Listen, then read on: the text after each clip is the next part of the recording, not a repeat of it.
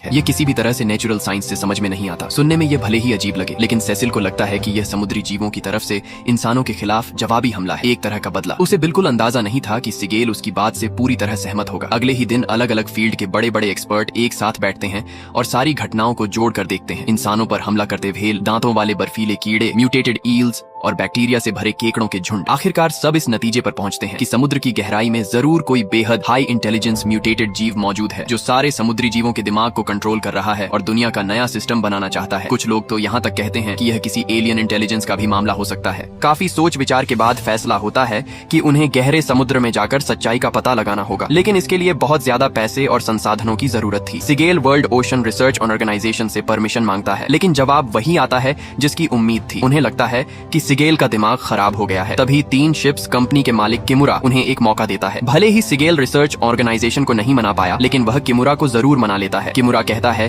कि उसने इस ग्रह से बहुत कुछ लिया है, अब वह उसे कुछ लौटाना चाहता है और समुद्र और धरती को हुए नुकसान की भरपाई करना चाहता है। हालांकि उसकी बातों के पीछे उसका अपना फायदा भी था, क्योंकि अगर सच सामने नहीं आया तो उसकी कंपनी को भी भारी नुकसान होना तय था। वजह चाहे जो भी हो, किमुरा का सपोर्ट उनके लिए किसी चमत्कार से कम नहीं था। रवाना होने से पहले सिगेल आखिरी बार सबकी सहमति लेता है। कोई भी पीछे हटने को तैयार नहीं होता। सब अपने अपने परिवार से भारी दिल से अलविदा कहते हैं। सिर्फ सिगेल अकेला बैठकर नताशा के वॉइस मैसेज सुनता है और फूट फूट कर रोता है। आगे की कहानी में सारे एक्सपर्ट्स समंदर के बीच सच की तलाश में निकल पड़ते हैं। जांच में पता चलता है कि अजीब साउंड वेव्स का केंद्र आर्कटिक में है। वहां पहुंचने पर साउंड वेव्स अपने सबसे खतरनाक लेवल पर होती हैं। तभी अचानक तेज बारिश शुरू हो जाती है और जहाज के नीचे नीली रोशनी फैलने लगती है, लेकिन किसी को इसका अंदाजा नहीं होता। जहाज की लाइट्स झपकने लगती हैं, सिस्टम में गड़बड़ियां आने लगती हैं, लेकिन जांच करने पर सब कुछ नॉर्मल दिखता है। माइक छोटे